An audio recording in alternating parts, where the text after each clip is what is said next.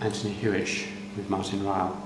When I brought him back to look around here, he said, "Oh yes, this room here is where Crick and Watson were working just a bit before they discovered DNA. But they were so much of a nuisance that we threw them out, and that's why the plaque is over there. They were put in another place." So this was, I was told, was their room, and it's now the committee room for the social and political sciences. Let's just see.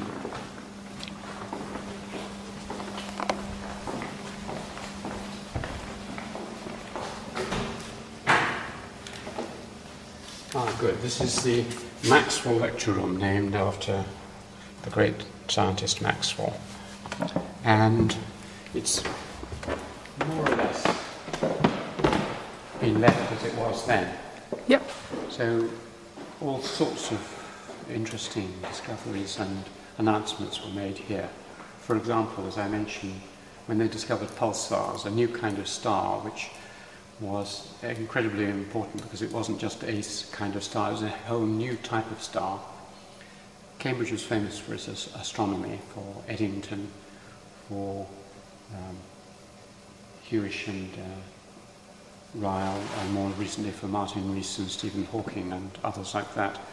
And when they had discovered this new star, they discovered it over Christmas, and he'd had these strange signals, which was in a room next to mine, and he thought there must be something there. And but then suddenly he had to mark undergraduate or entrance examinations to Cambridge, so he lost a week while he knew that he discovered something possibly absolutely wonderful, and he had to spend his time marking student scripts.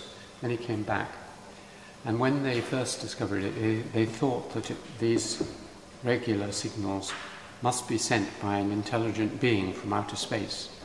And they were just about to announce that life had been discovered in the universe. Little green men on Mars or something. They knew if they said this, the whole world, there would have been a huge explosion of interest and chaos. So they went on testing for another 2 or 3 weeks, and then they realized it was so regular, because it was coming from several different places. Mm-hmm. And that was another clue that it wasn't intelligent life. It was coming from a number of dying stars. And so they came and they announced that they were going to tell the world what they had discovered.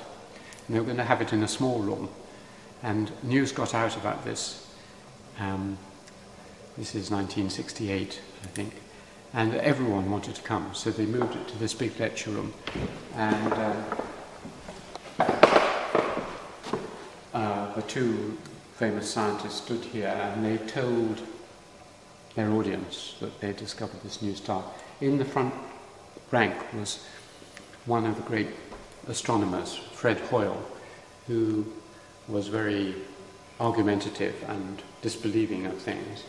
And so they were watching his expression as they told the world about this new kind of star.